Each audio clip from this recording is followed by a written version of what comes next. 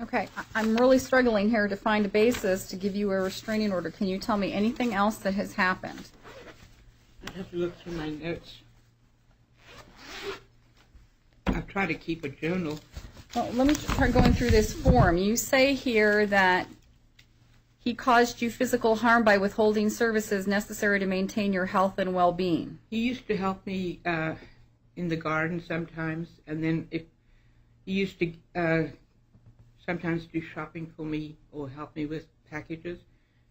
At some point in the recent future, he stated he would no longer help me at all. So it's not. He hasn't stopped. He doesn't stop you from.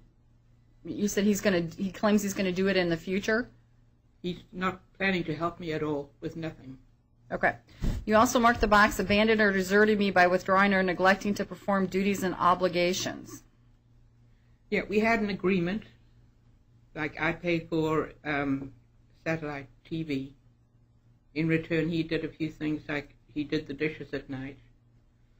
He changed the cat's litter boxes and refilled the bird feeders, those things.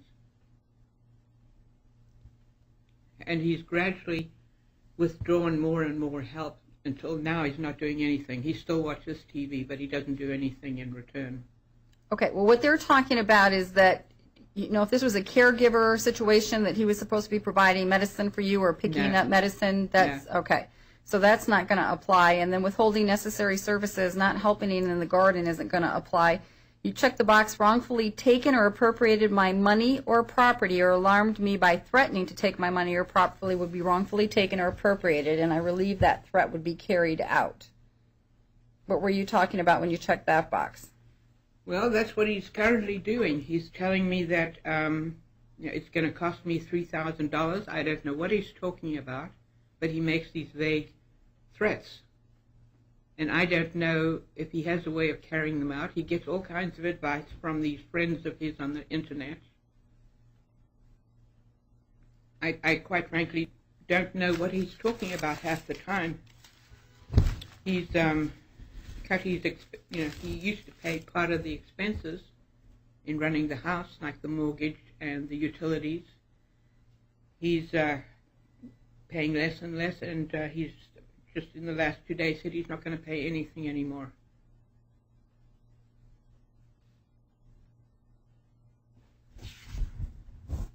We have 2 cats.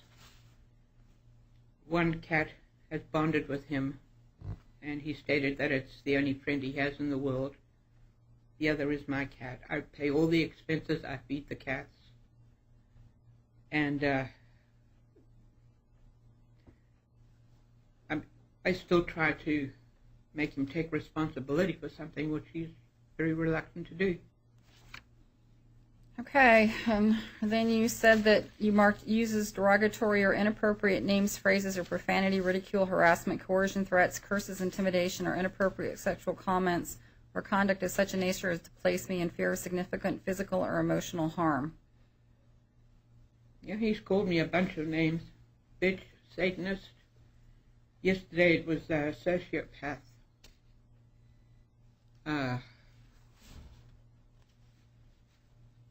All kinds of things. Part of the problem is I suffer from severe fatigue, and all this is not helping my health at all. I was told I might have lupus. I don't know for sure. I just started going to a doctor.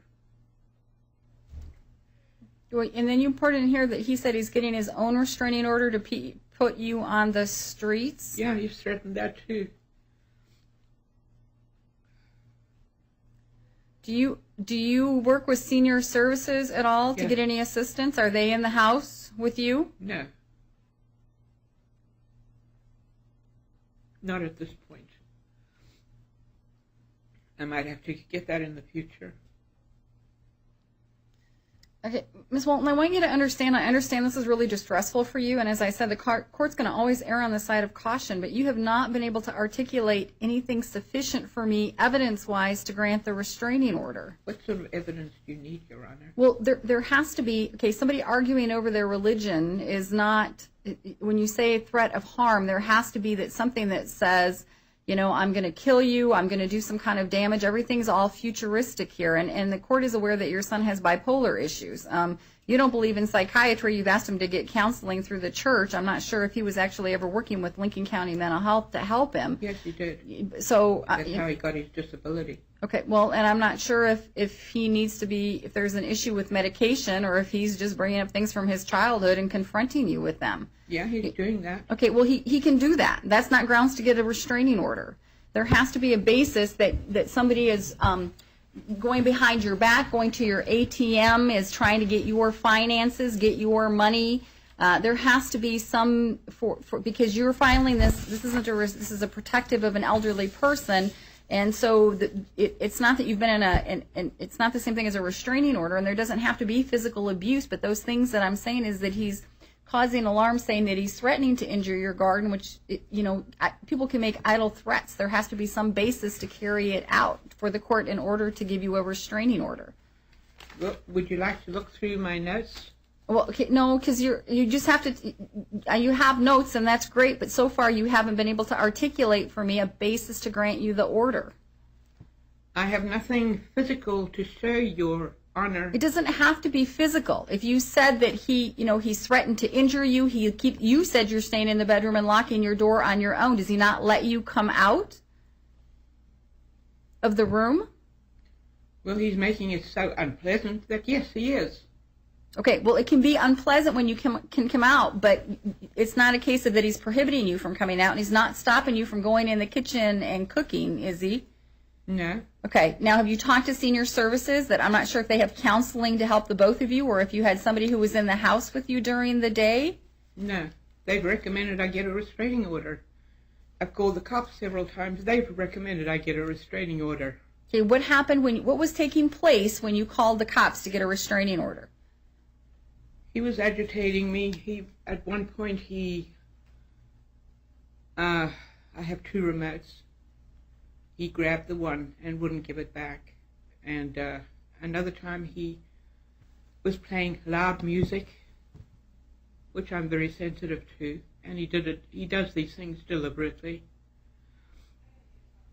Another point, some church member had brought stuff by for me, and I couldn't see it anywhere. I called them because I figured he had stolen them or done away with them. You called the police for that? Yes, because they were stolen as far as I could see. I'm not thinking very clearly right now, Your Honor, because I'm stressed out. I could look through my notes. Okay, look through your notes, okay? There's one time when he was driving me to the store with my car, and then he didn't like to do that, and there was one or two trips where he drove very recklessly, and I was afraid for my life. I don't know if that's evidence. So how did he drive recklessly?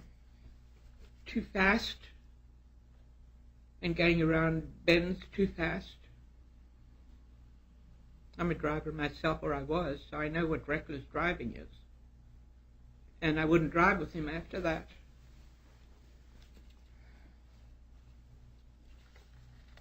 So I've got somebody from senior services driving me now. Okay, what happened to your car? I eventually sold it to him. Okay, so now it's his car. Yes, he didn't have any other transport. He's got a VW bus that's sitting there not working. He badgered me into lowering his share of the expenses all the time. It's probably not evidence either, but he raises pot in his room. Well, you apparently called the sheriff's department about that, correct? I did at one point, but then he got a license, so it was like... So he has a medical marijuana card? Yeah, but that was no longer in effect. It was for 1 year, I think. But he does that and puts all his clothes in the living room so that he has more room to grow pot in his room. So you don't know if he has a medical marijuana card right now or not? I don't think he does.